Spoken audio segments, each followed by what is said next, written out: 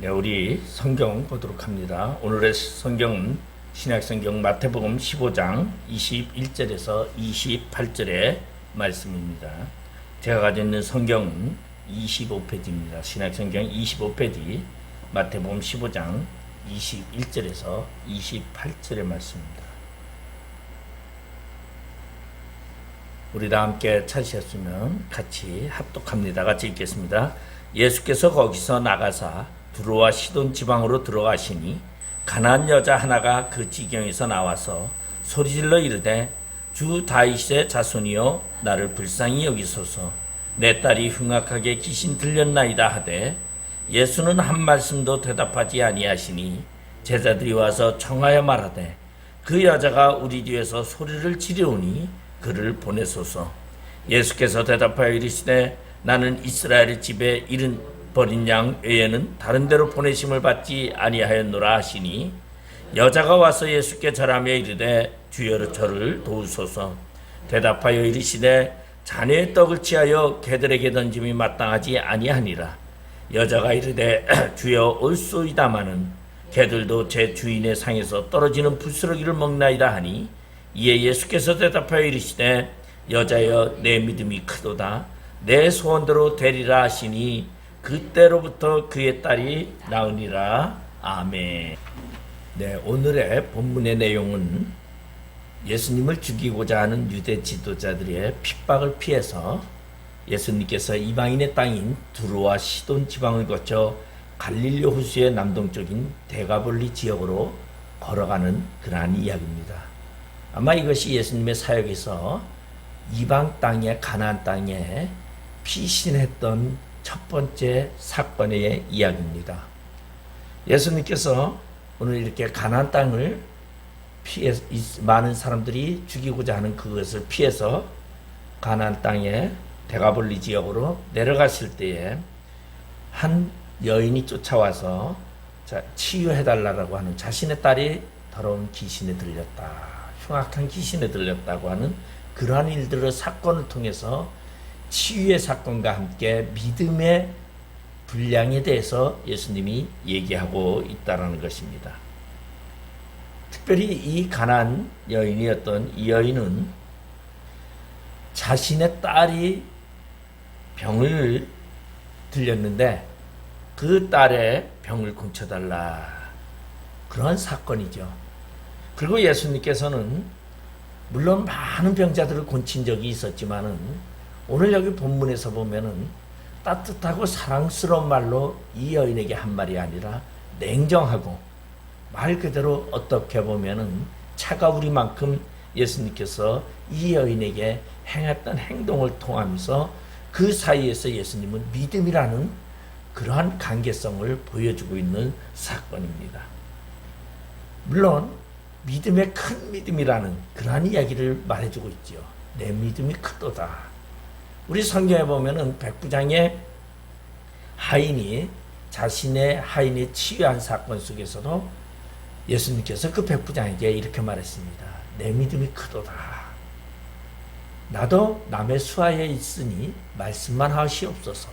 그러면 내 하인이 낫겠나이다 하는 그 백부장의 믿음을 크게 보셨던 그 예수님께서 오늘 데가볼리 지역에 이 가나안 여인을 보면서도 그렇게 큰 믿음이라는 표현을 해주고 있다는 것입니다.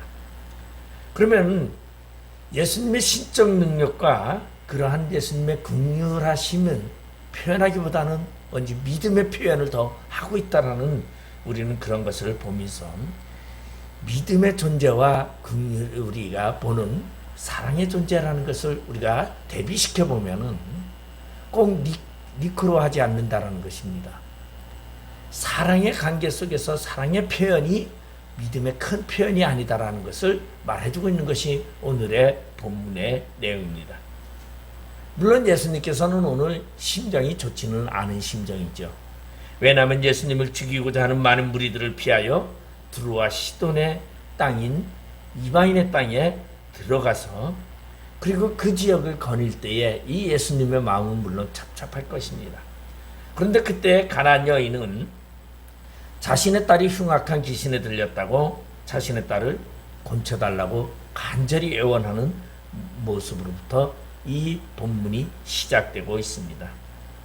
당시의 종교적인 배경을 살펴보면은 가나안 지경의 시돈 사람들은 이미 솔로몬 시대부터 이전부터 그들은 예수님 당시까지도 그들을 섬겼던 신은 아스다룻이라는 풍류의 여신을 섬기고 있었더라는 것입니다.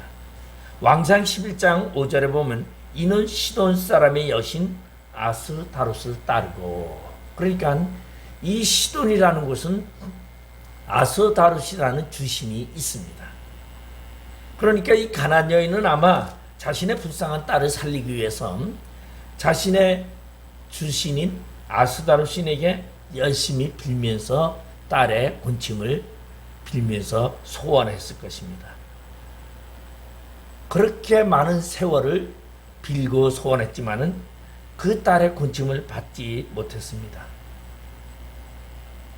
1절에 여자여 내 믿음이 크도다 라는 칭찬을 듣게 됩니다.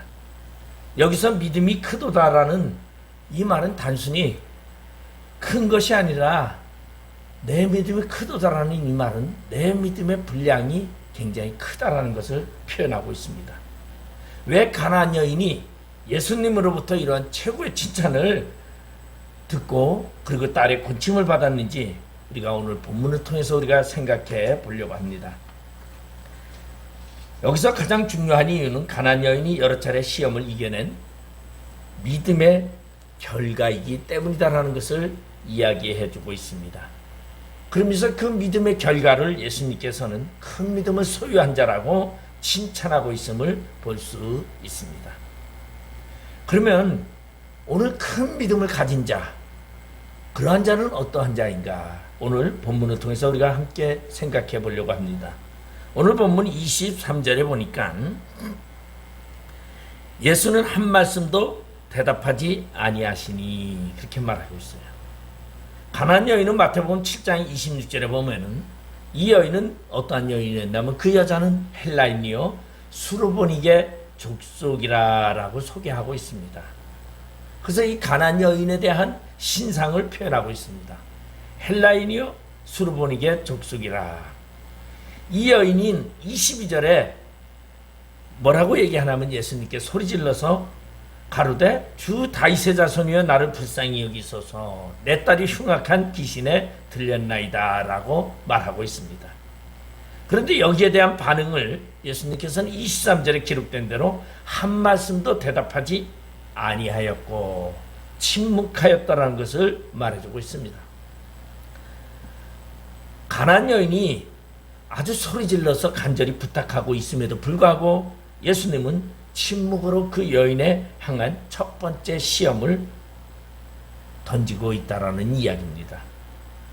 우리도 상대방에게 간절히 요구할 때 그 상대방이 대꾸도 하지 아니하고 그리고 그 상대방이 거기에 반응하지 않는다면 아마 우리는 그때 모욕감이라 그러죠. 모욕감이나 아마 마음속에 밀려오는 그런 마음의 상함이나 상처가 굉장히 크게 될 것이고 그리고 그것으로 인해서 우리는 시험을 들게 됩니다. 그런데 오늘 이 가나안 여인의 입장에서 보면은 예수님이 주는 침묵에 대한 시험을 이겨냈다라는 것이 바로 이 가나안 여인의 첫 번째 믿음의 관문이었다는 것입니다. 우리는 종종 생각해 볼 때 이런 생각을 해볼 수 있습니다. 침묵이라는 것은 두 가지로 표현할 수 있습니다. 첫 번째 침묵은 가능성의 침묵이라고 말할 수 있습니다. 그 다음에 또 하나의 침묵은 거절의 침묵이다. 너는 말하거라. 나는 모르겠다. 그래서 침묵을 지켰다라는 것은 가능성에 대해서 이 가능을 너의 상황을 보기 위한 침묵이 있을 수 있고 하나는 너가 아무리 떠들어도 나는 모른다 라고 하는 거절의 침묵이 있는데 오늘 이 가나안 여인이 부르짖었을 때 예수님의 침묵은 그러한 거절의 침묵이 아니라 가능성의 침묵이었다는 것을 발견할 수 있습니다. 다시 말해서 긍정의 침묵이죠. 이 예수님의 긍정의 침묵은 무엇을 보고 있느냐? 예수님께서 이 가나안 여인의 믿음의 표현을 보는 것입니다. 너의 믿음이 얼마나 있고 어느 정도 있는가를 살펴보기 위한 하나님의 방법이었고 이 예수님의 생각이었다는 것입니다. 가난 여인이 여러 번 시험 속에서도 예수님을 향하여 변함없이 세 차례나 주님께 고백을 합니다. 그리고 22절에는 주 다윗의 자손이여라고 고백하는 이 가나안 여인은 시험을 당하고 있지만은 변함없이 25절과 27절에 보면은 주여라고 말하고 있습니다. 다시 말해서 침묵하고 있는 그 예수님을 향해서 이 수르보니게 여인은 계속 주여라고 부르짖는 것입니다. 혹시 우리의 생활 속에서도 우리의 삶 속에서도 우리가 하나님께 기도하는데 하나님은 침묵으로 일관하실 때가 있다는 것입니다. 그런데 그러할 때에 그 하나님이 침묵으로 일관하는 것이 나의 기도를 듣지 않기 위해서 거절하기 위해서 침묵하는 것이 아니라 나의 믿음을 살펴보기 위한 침묵의 종류라는 것을 우리는 알아야 된다는 것입니다.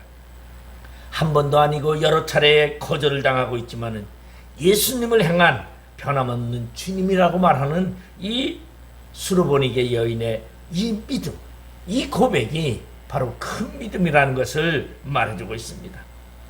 우리는 모두 다 주님이 침묵을 할 때에 거절당하는 부당함이 아니라 변함없이 믿음을 보임으로써 긍정으로 바꿀 수 있는 그러한 역사가 우리에게도 있다는 것을 생각하고 우리는 나의 기도가 응답되지 않았다고 포기하지 말고 끝까지 주님을 향해서 부르짖어야 하겠다는 것입니다. 두 번째로는 오늘 본문 23절에 보면은 제자들이 와서 청하여 말하되 그 여자가 우리 뒤에서 소리를 지르오니 그를 보내소서. 오늘 예수님보다도 제자들 때문에 아마 가난 여인은 더 마음이 상했을 수도 있을 것입니다. 우리 속담에 보면 이런 말이 있어요. 나무라는 시어머니이자 며느리가 보다 말리는 시누이가 더 밉다라는 이야기가 있습니다. 그것은 왜 그랬습니까? 시누이의 그 행동에 대한 옳지 않음을 말하고 있죠. 오늘 이 수르보니게 여인에게 있어서는 예수님의 그 침묵보다도 더 괴로웠던 것은 제자들의 행동이었습니다. 제자들의 마음속에는 이방 여인을 향한 동정은 전혀 없었습니다. 그리고 빨리 귀찮으니까 빨리 보내라는 입장을 보내고 있습니다. 이 제자들의 이 말 표현에는 예수님을 잘하고 있다, 예수님께 잘하고 있다는 걸 표현하고 있는 방법입니다. 그들은 예수님의 뜻이 무엇인가를 살펴보기보다는 자신의 판단을 내리고 그리고 예수님도 그럴 것이라고 생각하고 있었다라는 것입니다. 그래서 그들은 예수님 앞에 그렇게 말을 하죠. 여자가 소리 지르니 빨리 보내소서. 아마 그것이 예수님의 마음인지 착각하고 있었다라는 것입니다. 제자들의 모습. 우리들이 이 땅에 살아가면서 우리들이 신앙생활을 해가면서도 우리들의 모습이 이러할 때가 있지 않은가 우리는 잘 돌아봐야 한다는 것입니다. 왜냐하면 신앙생활을 하면서 이 제자들처럼 내 생각대로 내 방법대로 예수님의 뜻을 헤아리지 아니하고 내 생각대로 예수님도 그렇게 할 것이다, 그것을 좋아할 것이라고 생각하고서 오늘 이 한 행동처럼 예수님 빨리 그들을 보내십시오, 시끄러우니 보내십시오, 아마 그렇게 말했을 것이라고 생각합니다. 저도 신앙생활을 하면서 많은 주변의 사람을 보면서 우리들은 그러한 행동을 많이 봅니다. 종종 자신의 방법이 옳다고 생각하고 자신의 뜻이 예수님이 도 그러한 뜻을 가졌다고 생각하고서는 거침없는 행동을 하는 우리의 행동을 종종 발견할 수 있습니다. 오늘 예수님의 제자들도 그랬다라는 것입니다. 예수님의 지혜로운 제자들이라면 예수님의 침묵이 무엇을 말하고 있는지를 생각해 봐야 하는데 예수님이 침묵했으니까 거절의 표현으로 생각을 하고서 그 여인을 쫓아내려고 했던 이 제자들의 모습과 이 방해가 이 여인에게서는 커다란 시험거리였고 믿음의 걸림돌이 될 수 있었다는 것입니다. 제자들 나름대로는 주님을 위한다는 마음과 그리고 주님의 의정을 잘 파악하지 못하고 상대방에게 상처를 주면서 하나님의 역사를 가로막고 있는 행동이었습니다. 오늘 우리도 신앙생활하면서 그러한 행동을 하고 있지는 아니한지 돌아봐야 합니다. 저는 과거에 예수님이라면 무엇이라고 하였을까라는 책을 보면서 굉장히 많이 제가 생각해 보게 됐던 대목에, 거기 보면은 앞에 서론의 이야기가 뭐냐면 한 술주정뱅이가 교회 와서 맨 앞에 와서 앉습니다.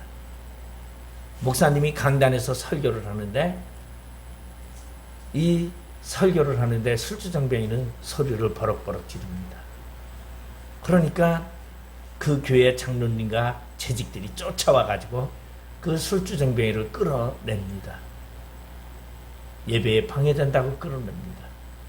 그런데 그 책의 내용에는 만약에 예수님이었다면, 예수님이라면 이러한 상황에서 어떻게 했을까라는 그러한 질문을 던지고 있습니다. 오늘 우리도 신앙생활하면서 우리는 형식과 어느 틀에 얽매여서 우리도 그렇게 잘못된 간행을 행하고 있다는 것입니다. 오늘 이 제자들은 예수님에게 칭찬 들을 소리라고 생각했고 그들은 그 여인을 빨리 보내기를 바랬던 것입니다. 예수님이 침묵하니까. 그런데 그들은 예수님의 침묵의 내용을 제대로 파악하지 못하고 있었다는 것입니다. 어느 것이 충성이고 어느 것이 믿음이고 어느 것이 예수님을 위한 것인가를 우리는 생각해 보는 얘기입니다. 그래서 제가 우리 이용규 선교사가 쓴 내려놓음에 대한 글 중에 하나가, 글 중에 이러한 글이 하나 있습니다. 어떤 사람이 너무나 영리한 원숭이 한 마리를 선물 받아서 키우게 되었다고 합니다. 근데 이 원숭이가 보통 영리하고 충성스러운 것이 아니었습니다. 그래서 주인이 훈련시키는 대로, 주인이 하는 대로 너무너무 잘합니다. 그래서 하루는 날씨가 너무 더우니까 이 주인이 누워서 낮잠을 자려고 누워있으면서 이 원숭이에게 이야기를 합니다. 야, 너는 내가 누워서 잘 테니까 너는 부채로다 나를 시원하게 부채질을 해라.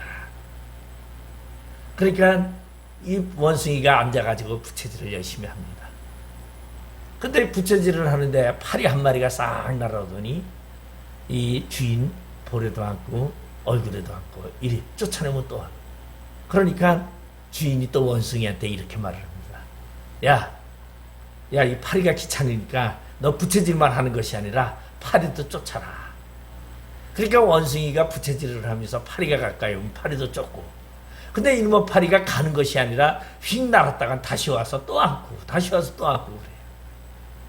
그러니까 안 되겠다. 내가 이 파리를 잡아야지. 내가 이 파리를 죽여야 되겠다.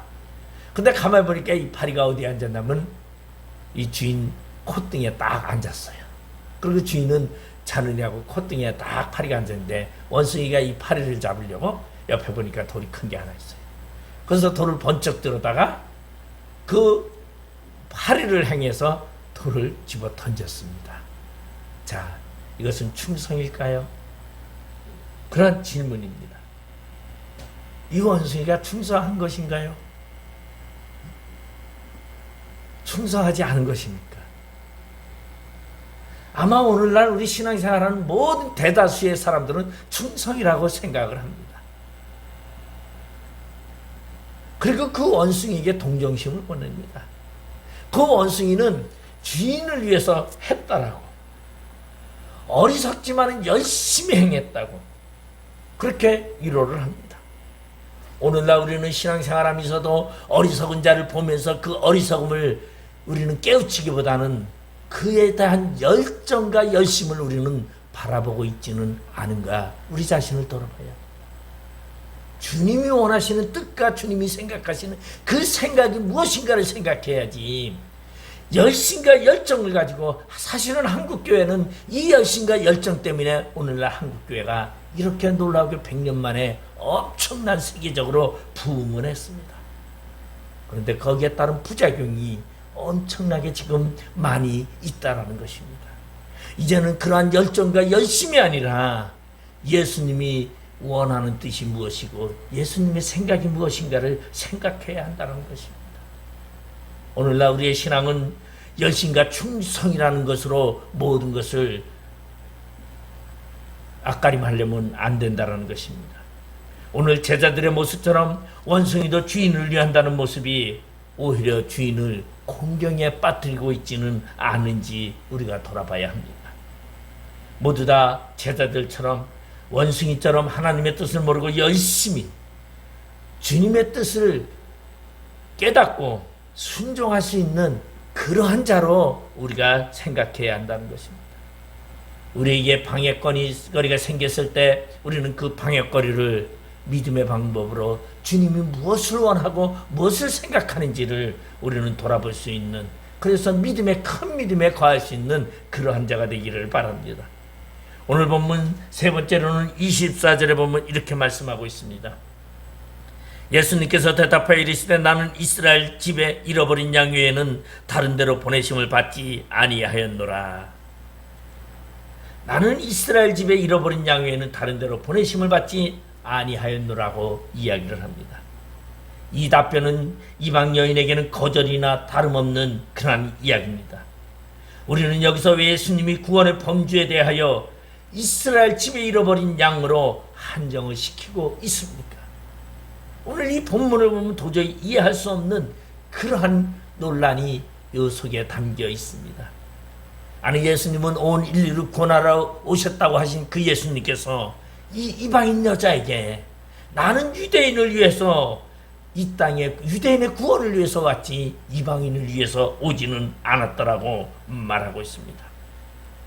이 안에 감춰진 주님의 가장 큰 뜻은 이방 여인이 유대인인 예수님을 어떻게 바라보는 시선이 있느냐를 말하고 있는 것입니다. 유대인들도 이방 여인과 상종하지도 않습니다. 그래서 사람이 이방인들의 마을을 지나가지 않고 돌아서 갔습니다. 그런가 하면 마찬가지로 이방인들도 유대인들에 대하여 좋은 감정을 갖지는 않고 있었습니다. 이방인들 자체도 예수님을 유대인의 구원자로 한정시키기 쉽다라는 얘기입니다. 다시 말하면 우리는 이걸 더 쉽게 얘기한다면 오늘날 우리는 그렇게 이야기를 합니다. 아, 예수님은 우리 기독교에만 있고 저 불교에는 없다라고 생각하고 불교에는 구원받을 자가 없다라고 우리는 말하고 있지는 않습니까? 오늘 예수님의 표현은 그런 방법입니다. 나는 유대인을 너의 생각은 어떻게 생각하느냐라고 던지는 질문이죠. 진짜로 예수님께서 나는 유대인을 위해서 구원하러 왔다라는 것이 아니라 너의 신분인 이방인의 신분과 그리고 유대인의 신분 속에서 너는 유대인인 예수를 바라보는데 그 예수를 유대인으로 보고 있느냐, 아니면 유대인의 틀 벗어난 온 인류의 구속자로 보고 있느냐를 던지는 질문이라는 것입니다. 오늘날 사실 우리는 이 시대에 살아가면서도 기독교에 대해서 편견을 가지고 있습니다. 그래서 어떠한 사람은 기독교에 대해서 그것은 서양 종교고 그래서 우리 민속 종교를 가져야 된다, 그런 이야기도 합니다. 그런가 하면 배타적인 국민 속에서 많은 배타성이 들어가기도 합니다. 그러한 생각의 변화를 촉구하는 이야기입니다. 예수님은 민족의 개념을 넘어서 모든 열방과 모든 족속의 구원자 되심을 표현하고 있는 방법입니다. 오늘 술보니게 여인에게는 유태인의 구원이 아니라 너는 나를 유태인의 구원으로 바라보지 말고 유대인의 한 인간으로 바라보지 말고 모든 인류의 구속자임을 너는 믿고 있느냐라고 던지는 질문이라는 것입니다.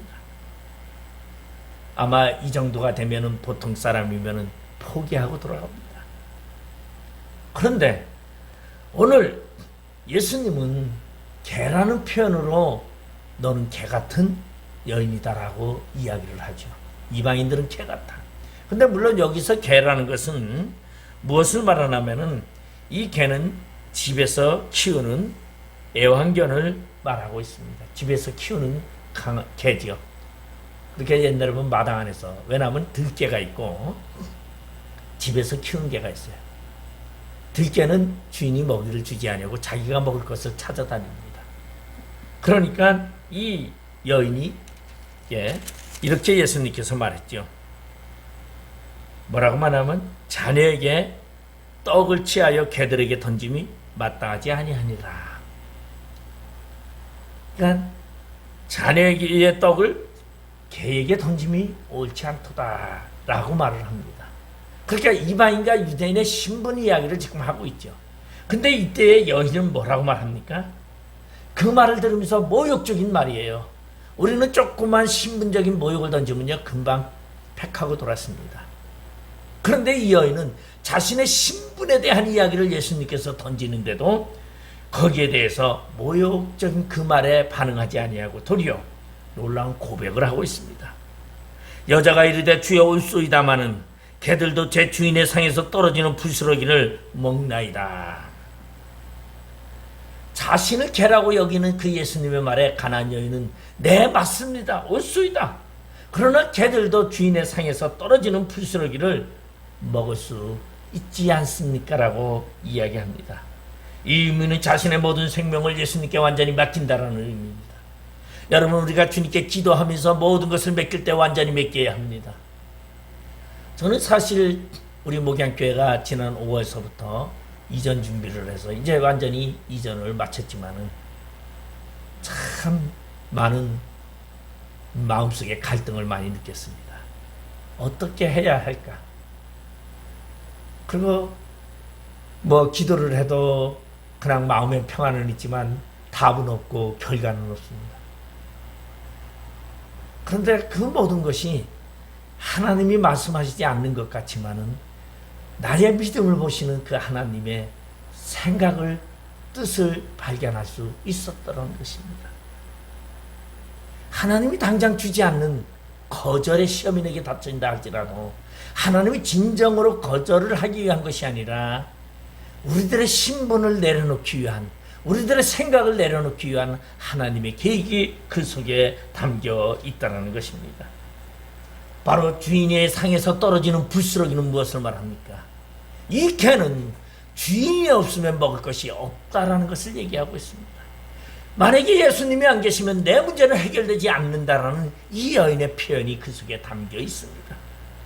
나는 내 방법대로 하는 것이 아니라 개가 주인의 상에서 떨어지는 부스러기가 없다면 생명을 유지할 수 없는 것처럼 나는 예수님이 나에게 없다면 내 생명을 유지할 수 없다라고 표현하는 이 가나안의 여인의 표현이었습니다. 우리는 혹시 이 가나안 여인처럼 주인이 되시는 예수님께 우리의 인생을 모두 맡기고 있습니까? 전적으로 주님께 위탁하고 살아가고 있습니까?